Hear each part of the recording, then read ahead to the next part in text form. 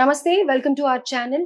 So 'Pushpa 2' movie release అయిన సందర్భంగా సంధ్య థియేటర్‌లో తొక్కిసలాట జరిగింది. అందులో శ్రీతేజ అనే అబ్బాయి ఇంకా ట్రీట్మెంట్ తీసుకుంటూ ఉన్నాడు. దానికి సంబంధించి అల్లు అర్జున్ మూవీ 'పుష్ప 2' నుంచి ప్రొడ్యూసర్స్ కానీ, డైరెక్టర్స్ కానీ, లేకపోతే 'పుష్ప 2' టీమ్ నుంచి 2 crores అనౌన్స్ చేశారు నిన్న. ఆల్రెడీ పేరెంట్స్‌కి శ్రీతేజ వాళ్ళ ఫాదర్‌కి 2 crores చెక్స్ ఇవ్వడం కూడా జరిగింది.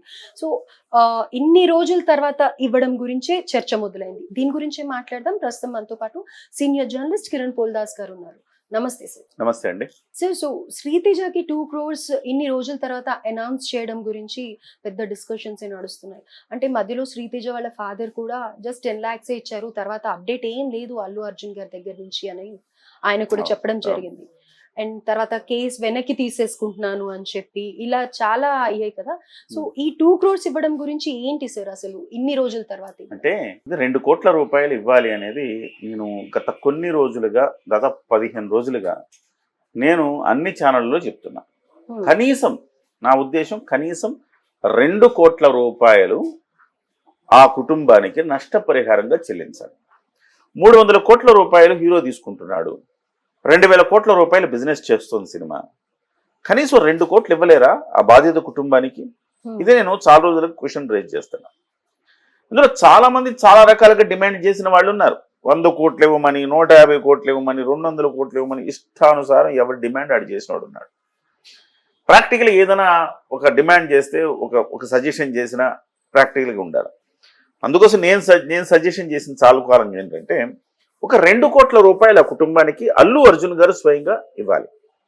ఇక ఆయనకు సంబంధించిన మిత్రులు, శ్రేయోభిలాషులు, సన్నిహితులు, మిగతా ఎవరికి తోచిన సాయం వాళ్ళు చేస్తే కనీసం వాళ్ళ ఫ్యామిలీకి ప్రాణాన్ని ఎలాగో తీసుకురాలేం. నష్టపరిహారం అన్న ఒక సాటిస్ఫాక్టరీగా ఇచ్చినట్టయింది అనేది నా ఉద్దేశం. కానీ ఎటు తిరిగి అటు తిరిగి ఇటు తిరిగి అక్కడ చేసి 25 లక్షలని 10 లక్షలు ఇచ్చి మళ్ళీ వీళ్ళని పంపించి నిర్మాతలను ఒక 50 లక్షలు అనౌన్స్ చేసి మళ్ళీ ఇప్పుడు దిల్ రాజు గారు వచ్చిన తర్వాత అలా కాదని చెప్పి ఆయనే బహుశా చెప్పుంటాడు, ఈ పీనాసి పనులు చేయకండి, ఒక 2 కోట్లని ఇవ్వండి అని ఆయన చెప్పుంటాడు బహుశా. అందుకే ఇవాళ ఒక 2 కోట్ల రూపాయలు, నిర్మాత 50 లక్షలు, దర్శకుడు 50 లక్షలు, అల్లు అర్జున్ 1 కోటి కలిపి 2 కోట్ల రూపాయలు ఆ కుటుంబానికి ఇస్తున్నట్టుగా ప్రకటన చేశారు. కానీ ఏం లాభం? జరగాల్సిన డ్యామేజ్ జరిగిపోయింది కదా. ఈ అంశాన్ని ఎప్పుడో స్టార్టింగ్ లో చేయవలసింది. దాదాపు ఇవాళ ఈ వీడియో చేసే సమయానికి ఇది 26వ తారీఖు. సో 4వ తారీఖు సంఘటన జరిగింది. 22 రోజులైంది ఇప్పటికి సంఘటన జరిగి. అంటే 20 రోజుల పైన. 20 రోజుల పైన ఏం చేస్తున్నారండి నాకు అర్థం కాదు. కనీసం మానవత్వం లేదా? మీరు ఇప్పుడు ఇచ్చినందువల్ల పెద్ద ప్రయోజనం ఏముంది? అంటే ఇప్పుడు ఇవ్వకపోతే ఇంకా డ్యామేజే. కనీసం ఇప్పటికైనా ఇచ్చారు అనుకోవాలి మనం. కానీ ఇవాల్టి వరకు మీరు ఇవ్వకపోవటం వల్ల, అందరూ మీ ముఖాల మీద కాండ్రించి ఉమ్మడం వల్ల ఇవాళ 2 కోట్లు ఇచ్చారే తప్ప మీ మనసుకు నచ్చి, మీ మనసుకు స్పందించి మానవత్వంతో మీరు ఇచ్చారని ఎవరు అనుకోరు ఇవాళ. సార్, అంటే అల్లు అర్జున్ గారు మీడియా ముందరికి వచ్చి 25 lakhs ఇస్తాను అని చెప్పి ఇంకా ఫర్దర్ గా ఏ ట్రీట్మెంట్ అయినా నేను చూసుకుంటాను, బాబు స్టడీస్ కూడా నేను చూసుకుంటాను అని చెప్పారు కదా. ఇప్పుడు ఇవాళ మాట్లాడిన మాట రేపటికి నమ్మలేని పరిస్థితి. నువ్వు ఎప్పుడో ఏదో చూసుకుంటా అంటే ఎందుకు నమ్ముతారు? ఎవరు నమ్ముతారు చెప్పండి? ఇవాళ ఇంత ప్రెషర్ ఉండి ఇంత గందరగోళం అయితేనే నేను భవిష్యత్తులో చూసుకుంటాను 25 లక్షలు ఇస్తున్నావే, రేపు పొద్దున రాజెవడు రెడ్డెవడు? అంటే వాళ్ళ ఉండే సిచ్యువేషన్ లో వాళ్ళు అదే అంతవరకే ఆలోచించగలిగారేమో. మేబీ అంతవరకు ఆలోచించారంటే ఒక లైఫ్ ని మొత్తం చూసుకుంటాము అని అనేసి చెప్పారు కదా. ఇంకా ఎలా అండి, ఎలా చూసుకుంటారండి? ఎవరికండి నమ్మకం? నువ్వేంటి వాళ్ళ లైఫ్ చూసుకునేది? ఆ బాబుకు కావాల్సిన వైద్య సహాయం అందించావు, ఓ 2 కోట్ల రూపాయల ఆర్థిక సాయం చేసావు అనుకో, అక్కడితో నీ బాధ్యత అయిపోతుంది. తర్వాత కూడా నువ్వు చూసుకోవాలంటే చూసుకో, అది నీకు మంచితనం అనుకుంటాం ఎవరమైనా. అంతే తప్ప 25 లక్షలు ఇచ్చి చేతులు దులుపుకోవాలి అనుకున్నారు. దీనికి తగిన గుణపాఠం జరిగింది ఇవాళ. కానీ ఈలోపు ఎంత డ్యామేజ్ జరిగిందండి? బీభత్సమైన డ్యామేజ్ జరిగింది. అల్లు అర్జున్ తన 20 ఏళ్ల కెరీర్లో ఎప్పుడు ఎదుర్కోనంత డ్యామేజ్ని వాళ్ళు ఎదుర్కొన్నారు. అంచెలంచెలుగా తన ఒక సామ్రాజ్యాన్ని నిర్మించుకుంటున్న క్రమంలో తిరిగి మళ్ళీ ఎప్పటికో తెచ్చుకోవాలి, ఇంత డ్యామేజ్ జరిగిపోయింది. ఫస్ట్ థింగ్, ఒకరోజు జైలు జీవితం అనుభవించాడు, డ్యామేజ్ 1. రెండో డ్యామేజ్, క్యారెక్టర్ లాస్ అయ్యాడు. అల్లు అర్జున్ ఇలాంటోడా అనుకునేది క్యారెక్టర్ లాస్ అయ్యాడు. డ్యామేజ్ 3, ప్రజల్లో చులకనైపోయాడు. డ్యామేజ్ 4 2 కోట్లతో పోయేదానికి 20 కోట్లు ఖర్చు పెట్టాడు దాదాపు. అంటే ఎలాగా మరి ఉత్తినే అయిద్దండి? లాయర్ల ఫీజులు ఎంత? నిరంజన్ రెడ్డి అంటే ఉత్తినే ఈజీగా వాదించేస్తాడా? సో ఆయనకి దాదాపుగా కోర్టు ఖర్చులైతేనేమి, బెయిళ్ల ఖర్చులైతేనేమి, రకరకాల ఖర్చులు అన్ని కలిపి దాదాపుగా ఇవాళకి ఒక 15 నుంచి 20 కోట్ల రూపాయల ఖర్చు ఉంటుంది వాళ్ళకి.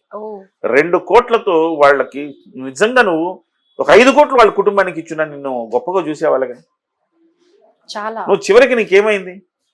ఇంత జరిగి మళ్ళీ నువ్వు 2 కోట్లు ఇవ్వాల్సి వచ్చిందా?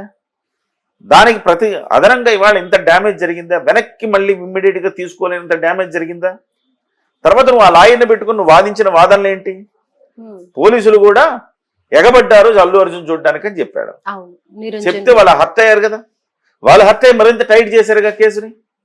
ఇవాళ ఆ డ్యామేజ్ ఏంటి? ఇకపోతే ఇంకొక డ్యామేజ్ మనశ్శాంతి కరువైంది. ఈ సినిమా సూపర్ డూపర్ హిట్ అయింది. సరే వాళ్ళు అన్నట్టు బ్లాక్ బస్టరా కాదా పక్కన పెడితే హిట్ అయితే అయింది కదా, కలెక్షన్స్ వైజ్ అయితే డబ్బులైతే వచ్చినాయి మంచిగా.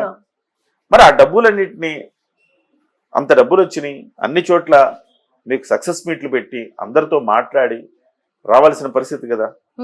దేశవ్యాప్తం గౌరవాలు దక్కేవు కదా. ఆ గౌరవాలన్నిటి దూరం అయ్యాడా? మనశ్శాంతి కరువైందా? మళ్ళీ దానికి తోడు ఆంధ్రప్రదేశ్ తెలంగాణ ఫీలింగ్స్ కూడా తెచ్చేశారు. చివరికి నువ్వు చేసిన పనికి మళ్ళీ ఆ ఐకాన్ టీషర్ట్ వేసుకుని నువ్వు ప్రెస్ మీట్ పెట్టడం, బల ప్రదర్శనకి ఇవాళ ఆంధ్ర ప్రాంతీయులను దూషించే పరిస్థితి తెచ్చేసావు. నువ్వు ఎంత డ్యామేజ్ చేసావు? నువ్వు డ్యామేజ్ అయ్యావు, ఇది గాక మళ్ళీ రాబోయే సినిమాలన్నింటినీ డ్యామేజ్ చేశాడు. దాదాపు దగ్గర ఒక 10 రకాల డ్యామేజ్లు అల్లు అర్జున్ చేశాడు ఇవాళ.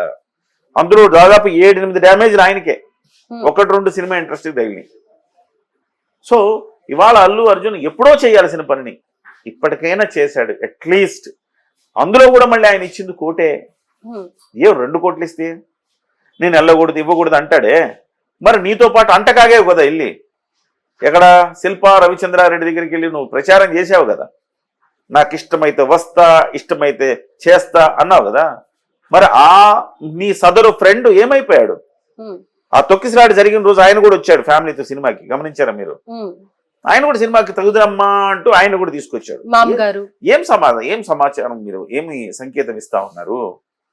సో ఆయన్ని తీసుకొచ్చావు. మరి పోనీ ఆయనన్నా స్పందించి నా మిత్రుడికి ఇలా జరిగింది, సో నేను నా మిత్రుడి తరపున నేను ఒక 5 కోట్లు ఇస్తున్నా ఈ కుటుంబానికి అని చెప్పొచ్చుగా. హైదరాబాద్ లో కొన్ని 100 ఎకరాలు ఉన్నాయి వాళ్ళకి. ఏమైపోయిందండి? మానవత్వం ఎక్కడ చచ్చిపోయిందండి? 100 కోట్లు 1000 కోట్లు వెనకేసుకోవడంలో ఉన్న శ్రద్ధ ఒక బాధిత కుటుంబానికి అండగా నిలవడంలో లేదా మీకు? ఇవాళ అందరూ కాండ్రించి ఉమ్మేశాక నువ్వు 2 కోట్ల రూపాయలు ఇస్తే ఎంత, ఇవ్వకపోతే ఎంత? పోయింది పొరువు అంతా నీది. నువ్వు ఇవ్వకపోతే తలా మంత్రి ఇప్పుడు కోమటిరెడ్డి వెంకటరెడ్డి 25 లక్షలు ఇచ్చాడు, తలా ఇంకొక 5 లక్షలు 10 లక్షలు వాడు వీడికి కలిపి ఇచ్చేసి ఇంకా డ్యామేజ్ చేసేవాళ్ళు. ఆ 2 కోట్లు మిగతా వాళ్ళే ఇచ్చేసి అల్లు అర్జున్ ఇంకా డ్యామేజ్ అయ్యేవాడు. ఫర్దర్ డ్యామేజ్ కాకుండా అట్లీస్ట్ 25 కోట్లు ఇచ్చాడు అనమాట. ఇంత చేయాలా? 2 కోట్లు ఇచ్చాడు. ఇంత చేయాలా 2 కోట్ల రూపాయలు ఇవ్వటానికి? అప్పటికి నువ్వు ఇచ్చింది కోటే. అంటే ఇక్కడ మనకు అర్థమవుతుంది ఏంటంటే అల్లు అర్జున్ గారు మొత్తం క్యారెక్టర్ లూజ్ అయ్యారు. ఒకటి గుర్తుపెట్టుకోవాలి, అల్లు అరవింద్ గారు కూడా చెప్పాల్సిందంటే ఇవాళ ఆయన యాటిట్యూడ్ కారణంగా, ఆయన క్యారెక్టర్ కారణంగా ఇవాళ సినిమా ఇండస్ట్రీ ఇబ్బందుల్లో పడిపోయింది. సో ఎంత గొప్ప నటుడైనా కావచ్చు, ఎంత గొప్ప ప్రతిభావంతుడైనా కావచ్చు, క్యారెక్టర్ అనేది మోర్ ఇంపార్టెంట్. క్యారెక్టర్ని మనం కాపాడుకోకపోతే మనకెంత ప్రతిభా పాఠవాలు ఉన్నా కానీ ఉపయోగం లేదు. దీనికి అనేక ఉదాహరణలు ఉన్నాయి. సినిమా ఇండస్ట్రీలో విజయ్ దేవరకొండ ఎగిరి పడిపోయాడు. గతంలో జేడి చక్రవర్తి అనేవాడు క్యారెక్టర్ లేక అట్లా తగలడ్డాడు. రామ్ గోపాల్ వర్మ అద్భుతమైన దర్శకుడు, క్యారెక్టర్ పోయింది కాబట్టి ఇవాళ ఎవడు దేకే పరిస్థితి కూడా లేడు రామ్ గోపాల్ వర్మ.